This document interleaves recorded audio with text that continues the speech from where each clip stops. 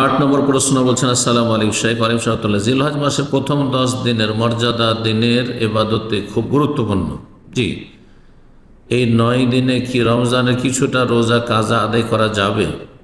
প্রথম জিলহজ থেকে শুরু করে 8 জিলহজ পর্যন্ত আপনি কাজার নিয়ত করেন। এই দিনগুলিতে মোবারক দিনে আপনি কাজা করে নেন, আপনাকে পরামর্শ দেবো। ঠিক আছে, ভালো, যে কাজা হয়ে গেলে মোবারক দিনগুলিতে কাজা হলো, কিন্তু কাজার নিয়ত করেন, ফরজের নিয়ত করবেন আপনি, নফল এই জিলহজ মাসের সিয়াম, এই প্রথম দশকের সিয়ামের নিয়ত করবেন না, সেটা তাতে সামিল হয়ে যাবে।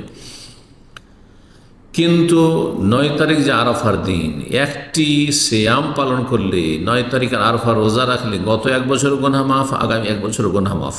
এটা যদি সত্যিকার পেতে চান তাহলে আপনি এটি ফরজের কাজার নিয়ত করবেন না, এটি সুন্নত হিসাবে রাখেন, সুন্নত হিসাবে রাখেন এই সওয়াবের নিয়তে, আর অন্য সময় কাজাগুলি পুরা করে নেবেন।